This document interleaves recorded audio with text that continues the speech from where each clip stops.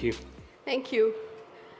Okay, now that we have the fireside next to us, I think we're all ready to chat and start this conversation.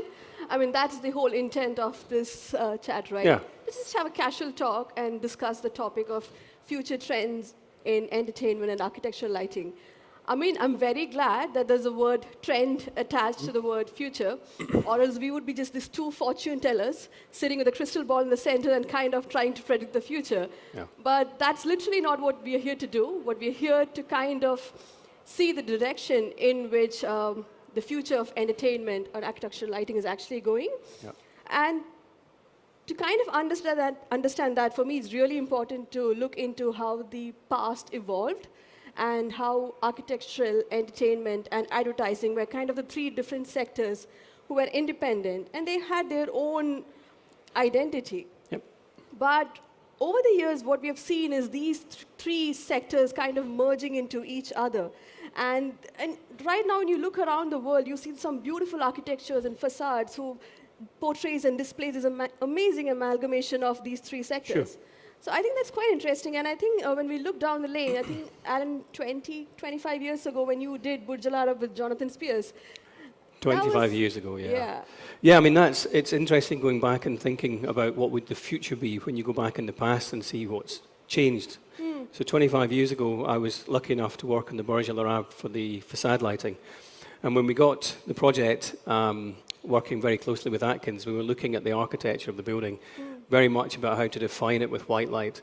And we were quite lucky at the time that there was a new product that had come onto the market, which was a direct grab from entertainment lighting, which was based around a Vari-Light product. Now, Vari-Light started, I think it was about 89, they came out with a moving head called the VL5, I think it was. And they basically went to Genesis, the rock group, and said, look, we've got this new product, and it does color change and it moves.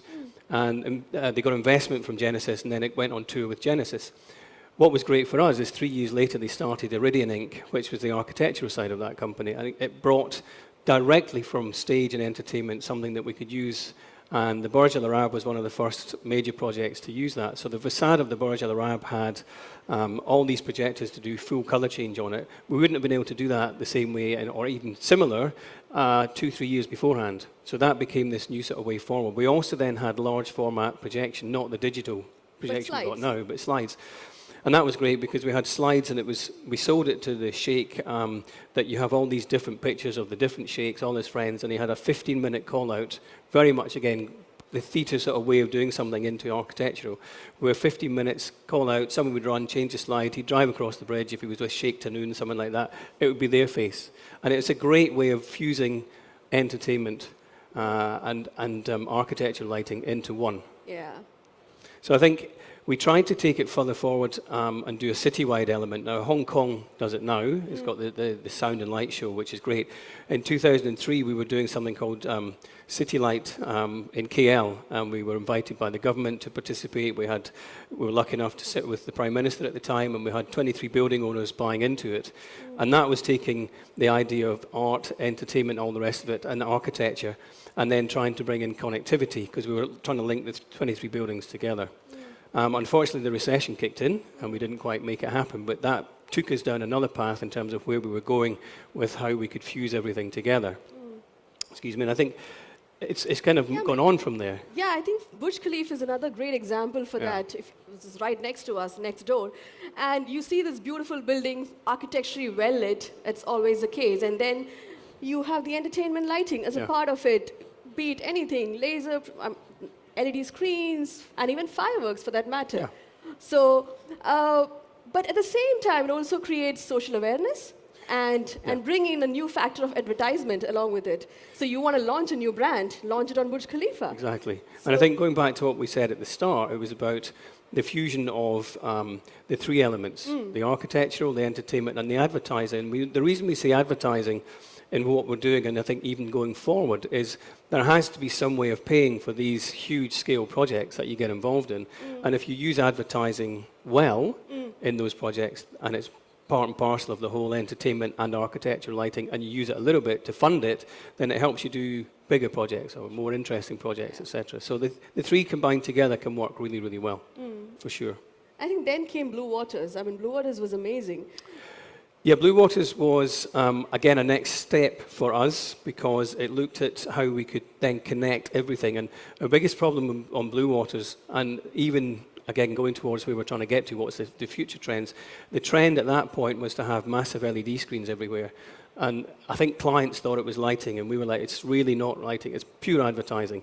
But how do we fuse it into everything we're doing? So we took the video signal from the high-res output and extrapolated it into low-res with all the facades. So instead of having just the advertising bombarding you, we dimmed the advertising down, but we had it on a much bigger scale. So we were trying to be artistic with what was going on while still allowing them to get revenue. Yeah, I mean, that's great that you say about being artistic. I think the next new sector or industry that kind of merged with lighting is art or Yeah. content. I'm never saying it's recent, it's always been important, but the kind of the value and importance that art and content has right now in lighting is quite a large significant, scale, yeah, right? yeah. I mean, that's definitely because of the technology being evolved and what you can create with art and content.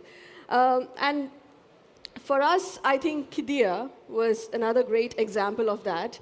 Now, Kidia was, what we're actually doing in Kidia is an architecture and landscape lighting master plan. Now, there was this iconic cliff in Kidia that was extremely tall, and the client actually wanted to kind of have some architectural lights displaying the logo of Kidia in the cliff. And we were like, okay, sure, possible, why not? But so how come we don't do something more? You know, how about we do something more? And that's when we pitched in the whole idea of projection mapping in Kidia with Martin and Venutech. And then there was this amazing 32,000 square meters of projection mapping, which currently right now holds the world's greatest permanent exterior projection mapping. And for me, it's amazing. And the best part of this is the tool.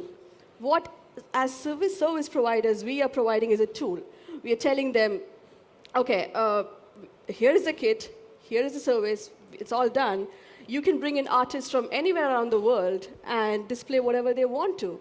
So we actually had projectors placed, 84 projectors placed all around the cliff in marine containers, suitable and air-conditioned to suit the temperatures outside. It was really great, right? It's an amazing opportunity to take something where the client said, we've got this logo and we've done it in the past temporarily, can you now do it permanently? But to then say to them, we can, but it's going to cost you X. If you do X and a little bit more, you've got so much more. And I mean, you can see some of the content on the screen now. It means that they've got this identity that they can have all the time. They have a permanent show that they run every night, and then they had the Dakar Rally, they've done other events, and it's something that for them was really significant. It's the most significant part of the project. But it meant from our point of view and as designers going forward, when you're offering the client something that allows them to be much more artistic in the expression of the building or the cliff, whatever it might be. I mean, this was the story of, it started with the story of Genesis and everything else. So it really is something that you can open up your imagination and have pretty much anything you want. It was fantastic. Yeah. I think something that we can talk about is the future, now that we're actually talking about the topic. The future. What is the future? Some mega projects that we are looking into, and I mean, all of us are looking into, and how, again, art plays a major role in it. And it's not just art now, and it's the evolution of art with technology. What do you want to say about that? So, most people are involved in all the Giga projects in Saudi. And what's interesting from our point of view, and I'm sure you guys as well, is the imagination's opened up at the moment from that. And I think what we're interested in is how we look at what's happening now and how we're looking with those kind of projects, how we can go forward. So we're interested in, for example, solar technology now. It's been around for a long time, but when we can bring solar and sort of wireless meshes into a product that can be applied to a building, for example, so that we have something that's on a building with no wires whatsoever, that works away in itself, that's controllable through a wireless mesh. You can have that pixel mapping rather than projection. It's another way forward. We see this as something that will be much more useful in a building when you don't have to run cables everywhere, whether it's a new building or an old building. It's a trend that's, I think, going to happen quite a lot. Obviously, how it's controlled, the Li-Fi is something that we're getting into quite a lot at the moment.